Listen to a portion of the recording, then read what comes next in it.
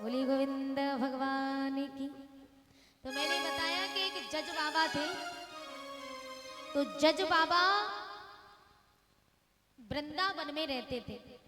वृंदावन में वो जब घूमते थे तो लोग उन्हें जज बाबा कह के पुकारते, जज बाबा। तो लोगों ने पूछा कि भाई जज बाबा का क्या मैटर है। बोले जज और बाद में बाबा, या तो बाबा कह दो, बाबा हैं भाई, संत हैं, तो बाबा को लेकिन जज क्यों लगाते हैं। तो बताया मंदिर के पुजारी जी ने कहा, बोले इन्हें जज बाबा इसलिए कहते हैं। एक बार जवाब दिया कि एक केवट था। तो वो केवट भगवान श्री राम का बहुत बड़ा भक्त था। केवट की पत्नी का देहांत हो गया, एक बेटा था और एक बेटी थी। मेहनत मजदूरी करके उसने अपनी संतान को पाल पोस के बड़ा किया। बेटी का विवाह किया तो गांव के साहूकार थे एक महाराज। गांव के साहूकार से उन्होंने थोड़ा कर्जा ले रखा था और उसी कर्जे को लेके बेटी की शादी कर दी। बोले साहूकार जी, हम बेटी की शादी करने के बाद मेहनत मजदूरी करके आपका कर्जा चुका देंगे। बोले ठीक है। साहूकार से कर्जा लेके बेटी की शादी कर दी। शादी करने के बाद बाप और बेटे ने बहुत मेहनत मजदूरी की और मेहनत मजदूरी करने के बाद दोनों ने साहूकार के पास गए पैसे लेकर के।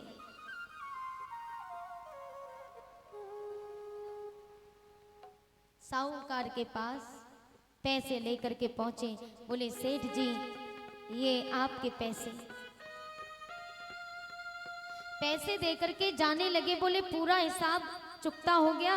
बोले हाँ हो गया, लेकिन भैया जरा ये पर्ची तो लेते जाओ। पर्ची बना दी। बोले पर्ची लेते जाओ, सबूत लेते जाओ कि आपने हमारा पैसा पूरा चुका दिया। तो जवाब दिया केवट बोला, बोले भैया इसमें सबूत की क्या जरूरत है, अरे रघुनाथ जी जाने।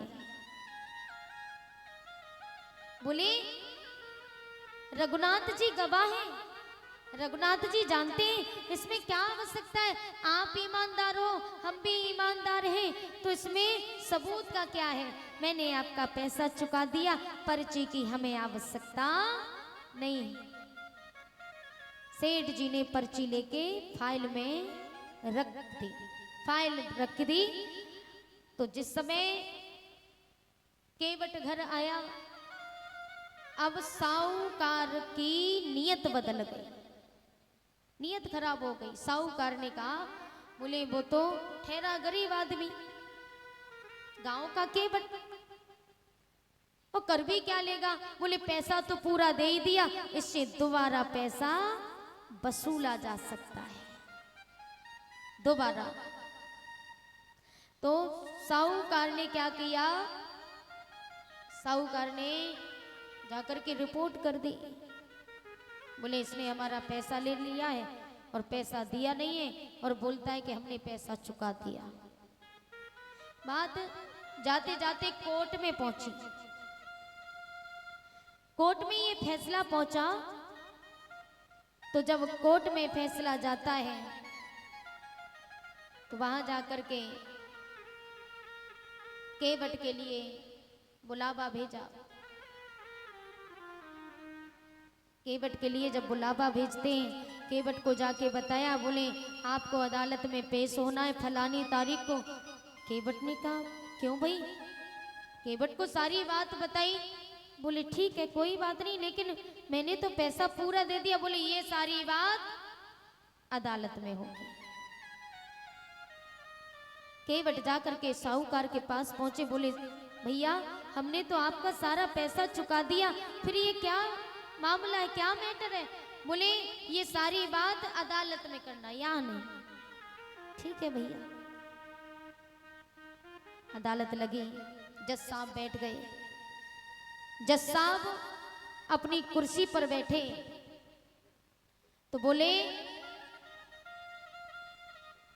एक तरफ साहूकार खड़े हैं और एक तरफ केवट खड़ा है कटघरे में। वहां जज साहब से फैसला पहुंचा तो साहूकार ने कहा, जज साहब, इसने हमारा पैसा लिया था हमसे अपनी बेटी के विवाह के लिए और इसने पैसा वापस किया नहीं और कहता है कि हमने सारा पैसा दे दिया। बोले केवट ने कहा, जज साहब, मैं सत्य कह रहा हूं, मैंने पैसा दे दिया। बोले आपने पैसा दिया, कोई सबूत है, कोई गवाह है? बोले हाँ है ना। बोले कौन है? बोले सबूत भी है और गवाह भी है। बोले कौन गवाह है? बोले रघुनाथ जाने।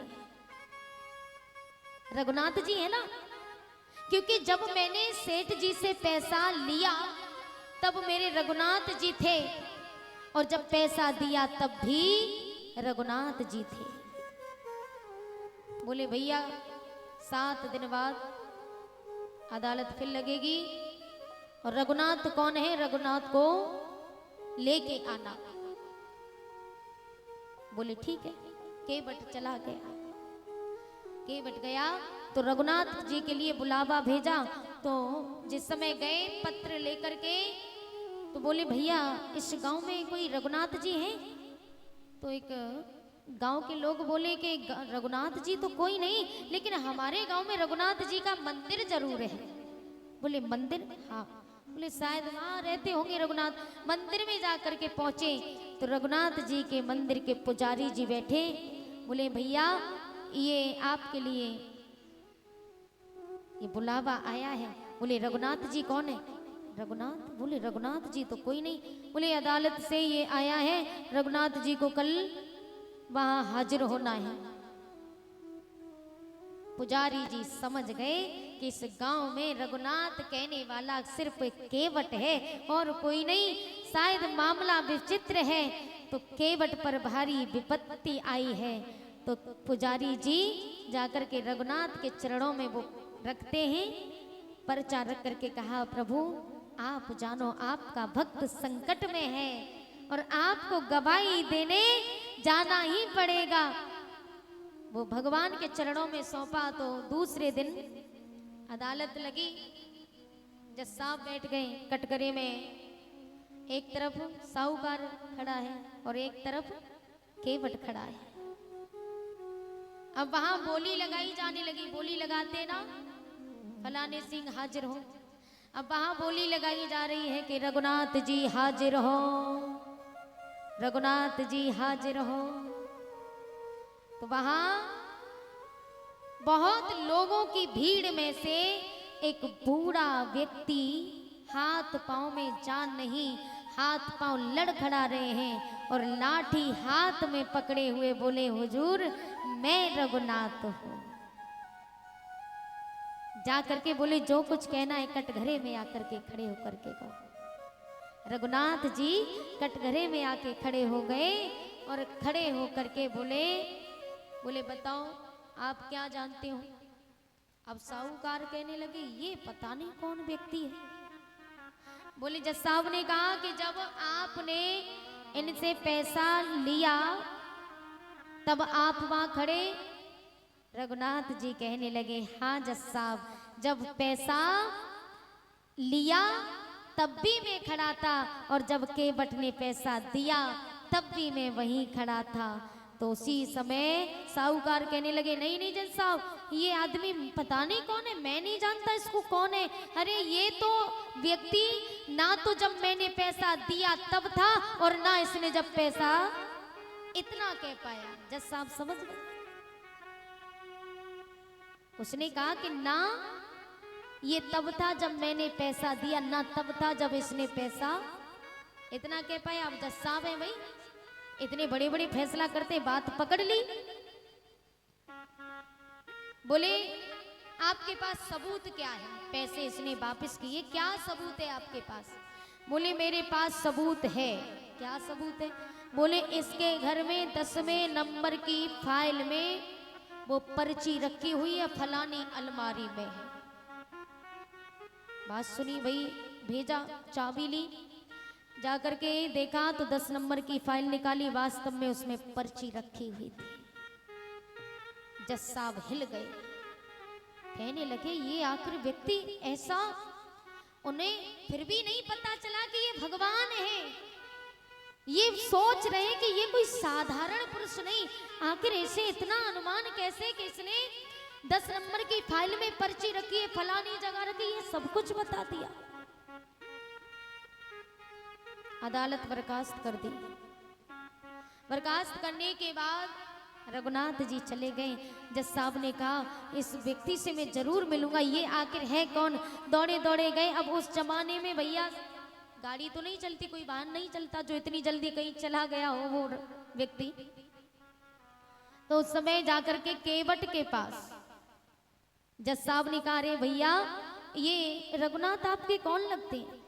बोले ये कहाँ रहते हैं? बोले रघुनाथ, बोले वो तो हर जगह है। हर जगह नहीं, वैसे रहते कहाँ हैं? बोले वो तो हर जगह रहते हैं। और तुम कहाँ रहते हो? बोले मैं वो मेरे यहाँ रहते, मैं उनके यहाँ रहता हूँ। बोले क्या मतलब, मामला क्या है, समझा नहीं। बोले वो मेरे घर में नहीं रहते, बल्कि मैं उनके घर में रहता हूँ। वो मेरे घर में नहीं रहते, बल्कि मैं उनके घर में रहता हूँ, और वैसे तो वो हर जगह रहते हैं। फिर भी जज साहब नहीं समझ पाए।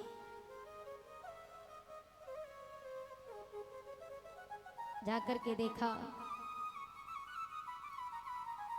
बोले भैया एक बार मुझे मिलवाओगे रघुनाथ जी से? बोले बिल्कुल जरूर मिलवाऊंगा। जाकर के केवट साहूकार को ले गए। गांव में जो मंदिर था, मंदिर में जाकर के छोड़ दिया। बोले कहाँ है रघुनाथ? बोले यही तो है मेरे रघुनाथ। जज साहब ने जैसी ये बात सुनी, पैरों तलों से जमीन खिसक गई और दौड़े दौड़े अपने घर गए। जाकर के वहीं से रोना प्रारंभ कर देते हैं। जज साहब रोने में लगे हैं। पत्नी ने कहा क्या बात है, आप इतनी देर से रो क्यों रहे? आखिर बात क्या है? आज तक मैंने आपको रोता नहीं देखा। बड़े बड़े और जज थे, उनको बुलाया। बोले जज साहब बताइए ना क्या बात है? बोले भैया मैं क्या बताऊं, आज रोने की ये बात है। और इसी बीच में आज शाम का भोजन जयराम कुशवाहा सब्जी वाले के यहाँ शास्त्री जी की कमेटी व परिषद जी दोनों लोग का निमंत्रण है। और 51 किलो दूध नवदीप राजपूत के बड़े पापा प्रदीप राजपूत की ओर से भंडारे के लिए जरा जोरदार तालियां बजाएंगे। बोली गोविंद भगवान की। तो जैसे जज साहब ने कहा कि मैंने आज तक केस तो बहुत देखे, बहुत केस सुलझाए, लेकिन ऐसा केस जीवन में कभी नहीं देखा। आज पहली बार देखा कि आज भगवान मेरे सामने गवाही देने आए। और भी जज थे, कहने लगे तो इसमें रोने की बात क्या है, इसमें तो खुश होने की बात है। बोले मुझे इस बात का दुख नहीं है कि भगवान मेरे सामने आए, और ना दुख मुझे इस बात का है कि उन्होंने गवाही दी।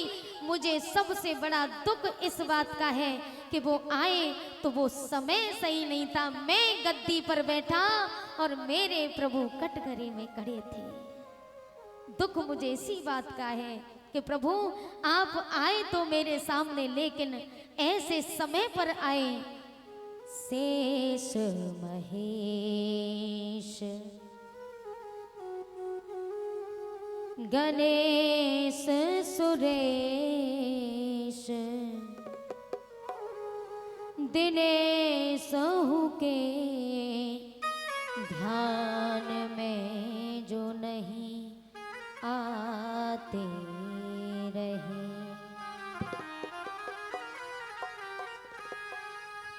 कि शेष महेश गणेश सुरेश दिनेश के ध्यान में जो नहीं आते रहे। सुख धोके हूँ दर्श दियो को भयो दुख नाहे न जो तज जाते रहे। लेकिन मुझे दुख इस बात का है कि प्रभु जब आए कि कुर्सी पे बनो जज मैं बैठो रयो प्रभु नीचे खड़े समझाते रहे प्रभु नीचे खड़े समझाते रहे।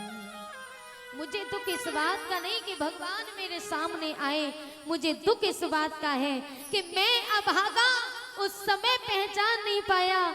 दोष मेरा नहीं, दोष उस गद्दी का था जो मैं उस गद्दी पर बैठा और मेरे प्रभु कटघरे में खड़े थे। कुर्सी पे बना जज में बैठो रहो प्रभु नीचे खड़े समझाते रहे प्रभु नीचे खड़े समझाते रहे। सोही विनीत अदालत में केवट के गवाह कहाते रहे सोही विनीत अदालत में केवट के गवाह कहाते रहे। पर मैं अभागा कि मैं कुर्सी पे बनो जज बैठो रहो प्रभु नीचे खड़े समझाते रहे। ये बात उनको बार बार टटोल रही है, बार बार ये बात उनको अंदर से खाई जा रही है। क्या कि मैं कुर्सी पे बनो जज बैठो रहो प्रभु नीचे खड़े समझाते रहे प्रभु नीचे खड़े समझाते रहे। उन्होंने उसी समय ये त्याग कर दिया, बोले आज से मैं उस गद्दी पर नहीं बैठूंगा जिसके कारण आज मैं अपने प्रभु के सामने उस गद्दी पर बैठा रहा। ऐसी गद्दी मुझे नहीं चाहिए जो कि मेरे प्रभु कि मैं कुर्सी पे बनो जज बैठो रहो प्रभु नीचे खड़े समझाते रहे प्रभु नीचे खड़े समझाते रहे। उसी क्षण जज साहब ने सब कुछ त्याग दिया, घर त्याग दिया, वो गद्दी भी त्याग दी, जज पद से इस्तीफा दे दिया। और उसी क्षण सफेद उन्होंने संत के वस्त्र धारण किए और वृंदावन में जाकर के वृंदावन की गलियों में घूमने लगे। हर एक मंदिर के सामने जाते, संतों की टोली में जाते जज साहब, लेकिन वही जज बाबा बन गए, लेकिन मंदिर में नहीं जाते। जानते हो क्यों? एक संत ने पूछा, अरे भैया आप हम संतों की टोली में रहते हो और आप वृंदावन के हर मंदिर के सामने जाते हो, लेकिन आप मंदिर में क्यों नहीं घुसते हो? तो जज साहब ने कहा, अरे भैया जानते हो क्यों? मैं प्रभु को मुंह दिखाने लायक नहीं हूँ, इसलिए मैं भगवान के सामने नहीं जाता। क्यों? क्योंकि मैं कुर्सी पर, बार बार ये बात उनको अंदर से खाने लगी कि मैं कुर्सी पे बनो जज बैठो रहो प्रभु नीचे खड़े समझाते रहे प्रभु नीचे खड़े समझाते रहे। ये बात बात उनको अंदर से बार बार खाने लगी। कह रहे हैं जज साहब कि मैं अपने प्रभु को ये मुंह दिखाने लायक नहीं हूँ, किस मुंह से मैं भगवान के सामने जाऊं? अरे क्या मुंह लेकर के जाऊंगा जो मैं अभागा अपने प्रभु को पहचान तक नहीं पाया, और मैं गद्दी पर बैठा रहा। शेष महेश गणेश दिनेश दिनेश के ध्यान में जो नहीं आते,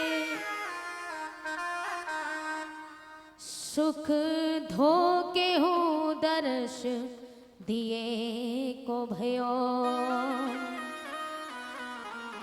दुख नाहे न जोत जी जाते रहे। लेकिन मैं कुर्सी पे बनो जज बैठो रहो। सारा जीवन बीत गया उनका, लेकिन भगवान के सामने नहीं गए कि किस मुंह से भगवान के सामने जाऊंगा, क्या मुंह लेके जाऊंगा। जीवन भर ये बात उनको टटोलती रही। मैं कुर्सी पे बनो जज बैठो रहो, प्रभु नीचे खड़े समझाते रहे।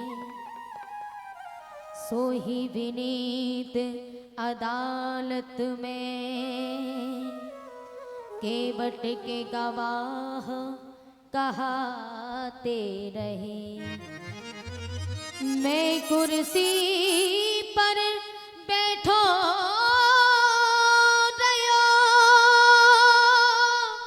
प्रभु नीचे खड़े समझाते रहे। प्रभु नीचे खड़े समझाते रहे। कहा ये वही जज बाबा है, बोली रघुनाथ जी भगवान। इसलिए कुछ भरोसा नहीं, कुछ पता नहीं कि प्रभु किस रूप में आकर के हमको दर्श दे दे। पता नहीं किस रूप में आकर नारायण मिल जाएगा।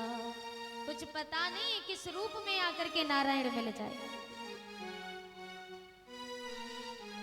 आज भागीरथ, आइए वहीं चलते हैं।